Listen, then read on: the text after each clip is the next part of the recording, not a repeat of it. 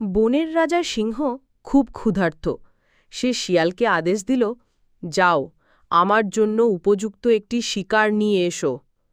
শিয়াল বেরিয়ে পড়ল। প্রথমে সে ঘোড়ার কাছে গিয়ে বলল, ভাই, কেমন আছেন? আপনাকে খুব সুস্থ সবল দেখাচ্ছে। ঘোড়া অবাক হল। শিয়াল তো কখনো এমন মধুর ভাষায় কথা বলে না।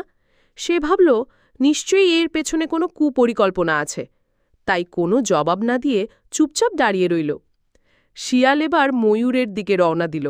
গিয়ে বলল, আপুমণি, আজ আপনাকে দেখে চোখ ফেরানো যাচ্ছে না, কি অপূর্ব রূপ। ময়ূর হেসে উঠল, কিন্তু ভেতরে ভেতরে সাবধান হল। সে বুঝে গেল, শিয়ালের মুখে মিষ্টি কথা মানেই বিপদ। সেও কোনো সাড়া না দিয়ে দূরে সরে গেল। শেষমেশ শিয়াল গাধার কাছে গেল।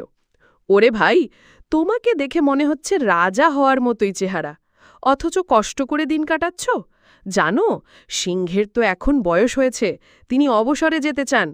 পরবর্তী রাজার জন্য উপযুক্ত কাউকে খুঁজছেন। আমি তোমার নাম প্রস্তাব করেছি। চলো, রাজাসনে বসবে তুমি। গাধা তো আনন্দে আত্মহারা। রাজা হবে সে, ভাবতেই মনটা দুলে ওঠে। সে শিয়ালের সঙ্গে রাজসিংহের কাছে গেল। সিংহ তাকে দেখেই এক থাবা মারল। গাধার কান ছিঁড়ে গেল, কিন্তু সে কোনো রকমে পালিয়ে বাঁচল। শিয়াল তখন তাকে বুঝিয়ে বলল, রাজা তো তোমার মাথায় মুকুট পরাতে চেয়েছিলেন, কিন্তু কান দুটো থাকলে মুকুট ঠিকভাবে বসবে কিভাবে?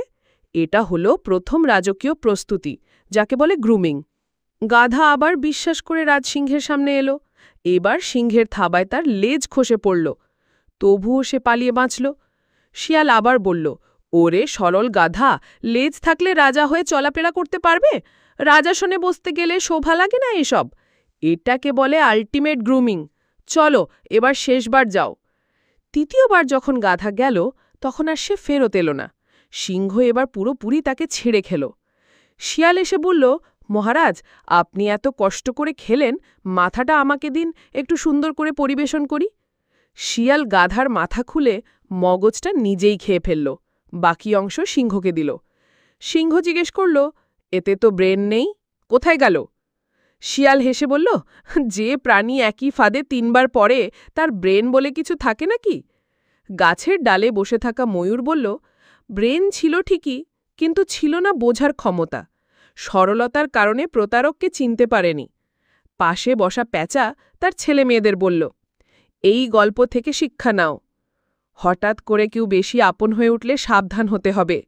যার কাজ নয়, সেই কাজ করতে গিয়ে সর্বনাশ হয়। লোভের ফল কখনো মধুর হয় না। সরল হওয়া ভালো, কিন্তু নির্বোধ হলে ঠকতে হয়। অতিরিক্ত বিশ্বাস অনেক সময় নিজের বিপদ ডেকে আনে।